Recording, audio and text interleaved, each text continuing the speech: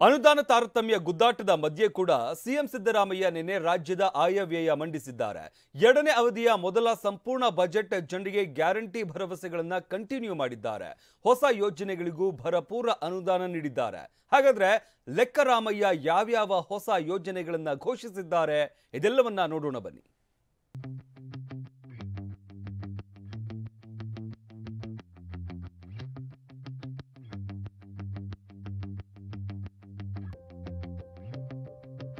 Guarantee budget ಘೋಷಿಸಿದ ಸಿದ್ದು ಅಭಿವೃದ್ಧಿ ಜಪ.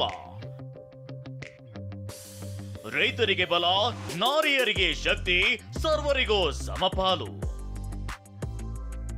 ಸರ್ವ ಜನಾಂಗದ ಕಲ್ಯಾಣ ಆಶಯದಂತೆ ಸಿಎಂ ಸಿದ್ದರಾಮಯ್ಯ ನಿನ್ನೆ ಗ್ಯಾರಂಟಿ ಬಜೆಟ್ ಮಂಡಿಸಿದ್ದಾರೆ. ಕಾಂಗ್ರೆಸ್ ಅಧಿಕಾರಕ್ಕೆ ಬಂದ ನಂತರ ಪೂರ್ಣ ಪ್ರಮಾಣದ ಲೆಕ್ಕವನ್ನ ರಾಜ್ಯದ ಜನರ ಮುಂದಿಟ್ಟಿದ್ದಾರೆ. ಸಿಎಂ ಆಗಿ 7ನೇ ಬಾರಿಗೆ ಬಜೆಟ್ ಮಂಡಿಸಿದ ಸಿದ್ದರಾಮಯ್ಯ ಸುದೀರ್ಘ 3 ಗಂಟೆ 10 ನಿಮಿಷ ಬಜೆಟ್ ಭಾಷಣವನ್ನ ಮಾಡಿದ್ರು. ಇದರಲ್ಲಿ ಒಟ್ಟು 3,71,000 ನೀವು ಪೋಷಕರಾಗಲು ಕಾಯುತ್ತಿದ್ದೀರಾ? ಚಿಂತಿಸದಿರಿ. ಓಯಾಸಿಸ್ ಫರ್ಟಿಲಿಟಿ 90,000 ದಂಪತಿಗಳ ಜೀವನದಲ್ಲಿ ಸಂತೋಷವನ್ನು ತಂದಿದೆ. 7825893601ಗೆ ಕರೆ ಮಾಡಿ ಅತ್ಯದ್ಭುತ ರಿಯಾಯಿತಿ ಪಡೆಯಿರಿ ಹಾಗೂ ಎಲ್ಲರಿಗೂ ಗುಡ್ ನ್ಯೂಸ್ ಕೊಡಿ. 283 ಕೋಟಿಯ ಲೆಕ್ಕವನ್ನ ಮಂಡಿಸಿದ್ರು. ಗ್ಯಾರಂಟಿ ಹೊರೆಹೊತ್ತ ಸಿಎಂ ಎಲ್ಲಾ ಸಮುದಾಯ, ಎಲ್ಲಾ ವಲಯದ ಶ್ರೇಯೋಭಿವೃದ್ಧಿಯನ್ನ ಜಪಿಸಿದ್ದಾರೆ. ಕಲ್ಯಾಣ ಆಧಾರಿತ ಬಜೆಟ್ ಅನ್ನು ನಾನು ಮಂಡಿಸಿದ್ದೇನೆ. ನಿಮ್ಮೆಲ್ಲರ ಸಹಕಾರದಿಂದ ರಾಜ್ಯವನ್ನು ಅಭಿವೃದ್ಧಿಯ ಪಥದಲ್ಲಿ ಮುನ್ನಡೆಸುವ ವಿಶ್ವಾಸ ನನಗಿದೆ.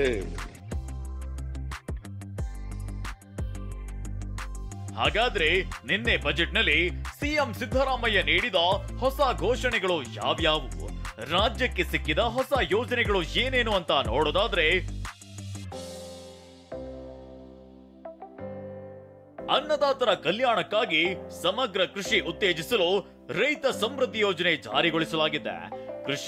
ಕೃಷಿ ಪೂರಕ ಚಟುವಟಿಕೆಗಳಿಗೆ ಸಂಬಂಧಿಸಿದ ಇಲಾಖೆಗಳ ಮಧ್ಯೆ ಸಮನ್ವಯಕ್ಕೆ ಸಿಎಂ ಅಧ್ಯಕ್ಷತೆಯಲ್ಲಿ ಕೃಷಿ ಅಭಿವೃದ್ಧಿ ಪ್ರಾಧಿಕಾರ ಸ್ಥಾಪನೆಗೆ ನಿರ್ಧರಿಸಲಾಗಿದೆ. ಜೊತೆಗೆ ನಶಿಸುತ್ತಿರುವ ಬೆಳೆ ತಳಿಗಳ ರಕ್ಷಣೆಗೆ ಸಮುದಾಯ ಬೀಜ ಬ್ಯಾಂಕ್ ಸ್ಥಾಪನೆಗೂ ಮುಂದಾಗಿದೆ. ಸಿರಿಧಾನ್ಯ ಉತ್ಪನ್ನಗಳು ಕೈಗೆಟುಕುವ ದರದಲ್ಲಿ ದೊರಕಿಸಲು ನಮ್ಮ ಮಿಲೆಟ್ ಕಾರ್ಯಕ್ರಮ ಆರಂಭಿಸಲಾಗಿದೆ. ಕೃಷಿ ಉತ್ಪನ್ನಗಳ ರಫ್ತು ಉತ್ತೇಜಿಸಲು ವಿಮಾನ ನಿಲ್ದಾಣಗಳ ಬಳಿ ಫುಡ್ ಪಾರ್ಕ್ಗಳ ಸ್ಥಾಪನೆಗೆ ಮುಂದಾಗಿದೆ. ರಾಜ್ಯದ ವಿವಿಧೆಡೆ ತೋಟಗಾರಿಕೆಗೆ ಅಗತ್ಯ ಪರಿಕರ, ಉತ್ಪನ್ನಗಳನ್ನ ಒಂದೇ ಸೂರಿನಡಿ ಒದಗಿಸುವ ಕಿಸಾನ್ ಮಾಲ್ ಸ್ಥಾಪನೆಗೆ ನಿರ್ಧರಿಸಲಾಗಿದೆ. ವಿಜಯಪುರದಲ್ಲಿ ತೋಟಗಾರಿಕಾ ಕಾಲೇಜು ಸ್ಥಾಪನೆ ಮತ್ತು ಸಾಂಬಾರು ಪದಾರ್ಥಗಳ ಉತ್ತೇಜನಕ್ಕೆ, ಚಿಕ್ಕಮಗಳೂರಿನಲ್ಲಿ ಸ್ಪೈಸ್ ಪಾರ್ಕ್ ನಿರ್ಮಾಣಕ್ಕೆ ನಿರ್ಧಾರ ಮಾಡಲಾಗಿದೆ. ಅಲ್ಲದೆ ಕಬ್ಬು ಬೆಳೆಗಾರರ ಹಿತ ಕಾಯಲು, ತೂಕದಲ್ಲಿ ಮೋಸ ತಡೆಯಲು ಸಕ್ಕರೆ ಕಾರ್ಖಾನೆಗಳ ಬಳಿ ಎಪಿಎಂಸಿಗಳ ಮೂಲಕ ವೇ ಬ್ರಿಡ್ಜ್ ಸ್ಥಾಪನೆಗೆ ನಿರ್ಧರಿಸಲಾಗಿದೆ.